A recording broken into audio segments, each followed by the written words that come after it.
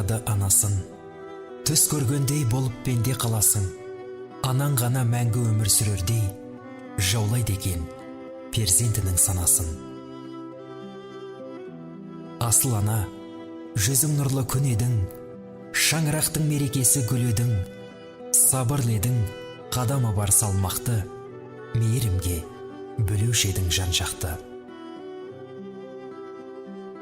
Барлық балам болса екен деп қасыңда, барлықтарын теңеп қойып асылға, бәрін бірдей көре алатын анашым, жасыңызды жетсе дебек ғасырға. Тазалықты сүйген еді жанындай, таза жүрек, қалай тұрсын сағынбай. Сағынамыз езеуреген кезіңді, жүре алмаймыз бұл тағдырға бағынбай. Кеттің ана, жұмағыңа білеміз, дұға тілеп еске алып жүреміз. Даусың сенің естілгенде жібідік, сол даусыңды іздеп жаным түңілдік.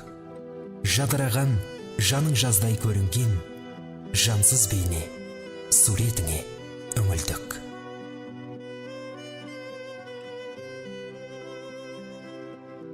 Ана жаным, ақ жүрегің кеңедау, қиналсаң да еш білдіргің келмедау.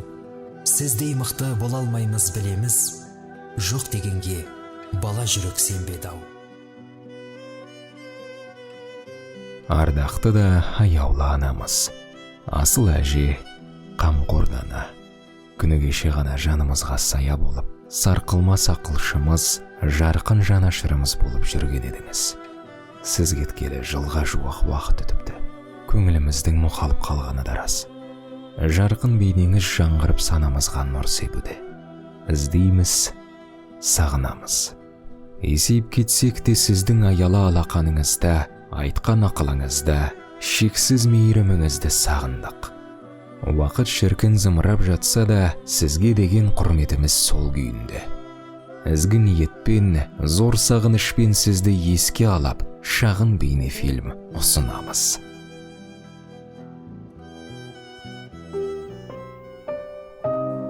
Магзумова Жәкен 1942 жылы 20 мамыр айында Шығыс Қазақстан облысы Тарбағатай ауданы Қазақстан колхозында дүниеге келген. Әкесі Магзум соғысқа кеткен соң шешесінің жанында, нағашыларының ортасында өскен. Нағашылар Магзумның жалғызы деп Жәкенді шамалары келгенше еркелетіп өсірді. 1962 жылы Алматыдағы Киров атындағы университетке филология факультетіне түседі. Университетті 1967 жылы бітіріп, Қазақстан телеарнасында журналист болып жұмысқа орналасады. 1969 жылы 11 қаңтарда тұрмысқа шығады. ЗАГСтен кейінгі дастарханға қонақ болып келгендердің ішінде атақты Шәмші Қалдаяқов пен Шөмішбай Сариевте болған еді. Олар үлбіреген жас келін Жәкенге арнап «Ақ келін» деген ән шығарды. Олар пианино деп әлек салды. Пианино түгіл домбыра да жоқ. Біреудің ваннасын жалдап тұрған кездер еді ғой ол. 1969 жылы 13 қазанда тұңғыштары Алтай дүниеге келді. Отбасы шаруасымен жұмысын қатар алып жүрген Жәкен қатардағы журналистен бір бөлімшенің аға редакторы болып өседі. 1970 жылы 20 желтоқсанда екінші ұлы Арай туылады. Өте білікті, іскер Жәкен қызмет баспалдағымен жоғарылай береді. Заведующая всей корреспондентской сетью всего Казахстана деп аталатын лауазымға ие болады. Бұл өте жауапты жұмыс еді. Эфирге ұсынылған бар материалды қатаң бақылаудан өткізіп отыру керек болды. Жұмыс бабымен сол кезеңнің көптеген танымал тұлғаларымен қатар жұмыс істеді. Сонда да пәтер алудың реті келмеді. Тек 1970 жылы Қазақстан радио және телевидение министрі секретарінің көмегімен Қазақстанның ЦК компартиясының бірінші секретары Қонаевпен кездеседі. Сол күзде радио және телевидение министрінің атынан Магзумова Жәкенге 3 бөлмелі пәтер бөлінсін деген Қонаевтың қолы қойылған қағаз келеді. Бірақ бұл пәтерге қол жеткізу оңайға түспеді. Телевидениеден келген комиссия талай әлекке салады.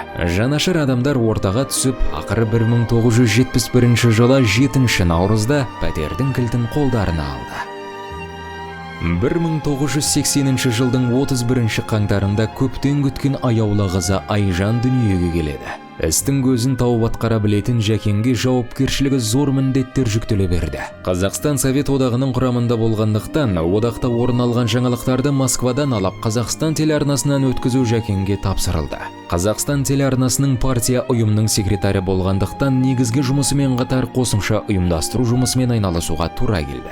Осының бәрі Жәкеннің денсаулығына әсер ете бастады. Жыл сайын курорттарға барып емделіп жүрді. Олардың ішінде Абхазия, Артек, Анапа, Адлер, Батуми, Арменияда Джермук, Сарыағаш, Ессентуки, Сочи, Севастополь, Сухум, Минводы, Трусковец, Кисловодск, Ялта, Красная Поляна, Ташкент, Москва, Украинада Львов, Бурабайда болған.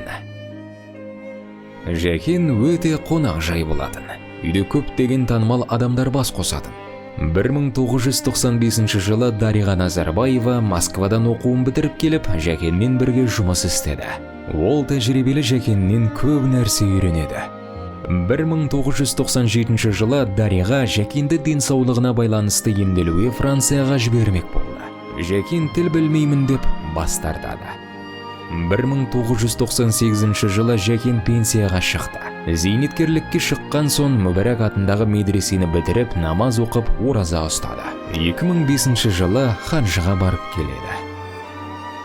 Ол өз ғұмырында еңбегінің жемісін, бейнетінің зейнетін көріп, бала-шағасының қызығына бөленді. Отбасы балалары үшін жасаған еңбегі зая кетпеді, өз жемісін берді. Қазіргі таңда үміт еткен балалары білім алып, елге қызмет етіп, өздері де салиқалы ұрпақ өсірген өнегелі отбасына айналды. Ал ел жұрты оны адамдығы мен кісілік келбетін жоғалтпаған жан ретінде білді. Қамшының сабындай қысқа өмірде берілетін ең қымбат баға осы болса керек. 2022 жылы 10 қазанда денсаулығы сыр беріп, келместің кемесіне мініп кете барды. Жатқан жеріңіз жайлы, топырағыңыз торқа болсын.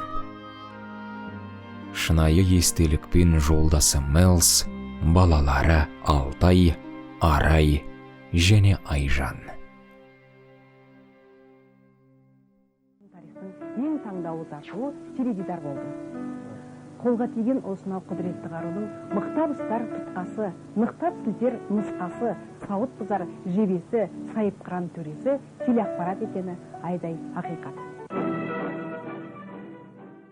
Теледидардың осы тілшілермен байланыс бөліміне редактор болып келіп, сол қызметінен құрметті зейнетке шыққан ардагер апайымыз Жәмилә Мағзумова бүгін ортамызда.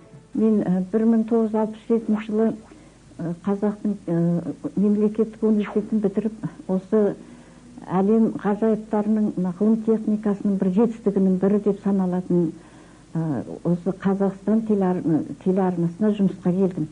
Содан 35 жыл жұмыс істеп, осы жерден құрметті демалысқа шықтым. Енді менің бұл Қазақстан телеарнасы екінші үйім десем де болады, өйткені менің барлық өмірімнің көбісі осы жерде өтіпті.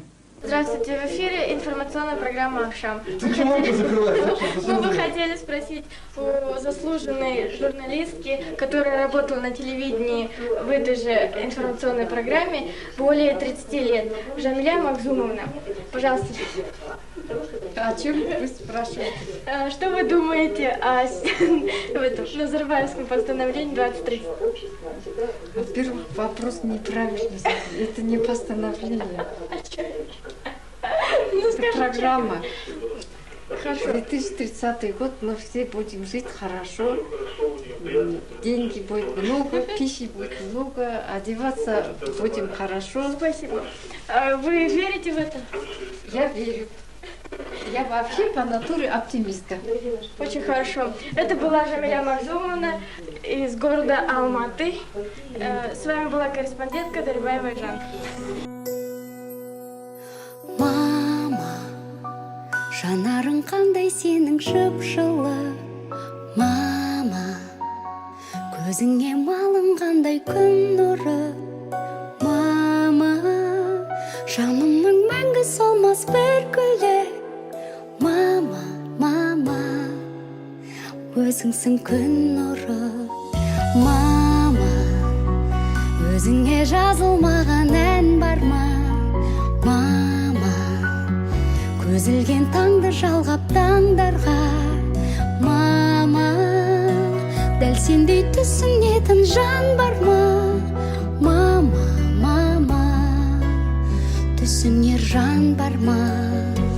Жүректен жазылатын ән шырағым, жанымды жылытатын жан шуағым. Мамашы, маматайым, таң шынарым, жан шуағым, аяулы анашым. Мама, мен үшін жан жүрегің езілген, мама. Өбейін мөлдіреген көзіңнен, мама. Сарқылмас махаббатты сезімге, мама, мама. Жүрегі езілген, жүректен жазылатын ән шырағым, жанымды жылытатын жан шуағым. Мамашы, маматайым, таң шынарым, жан шуағым, аяулы анашым. Жүректен жазылатын ән шырағым, жанымды жылытатын жан шуағым. Мамашы, маматайым, таң шынарым, жан шуағым, аяулы анашым.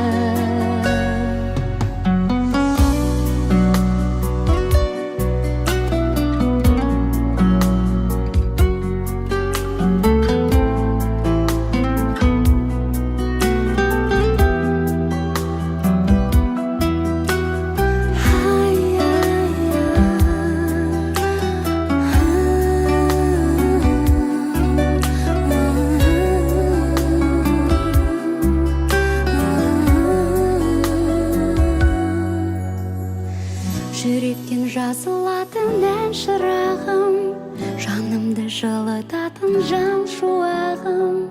Мамашы, маматайым, таң шынарым, жан шуағым, аяулы анашым.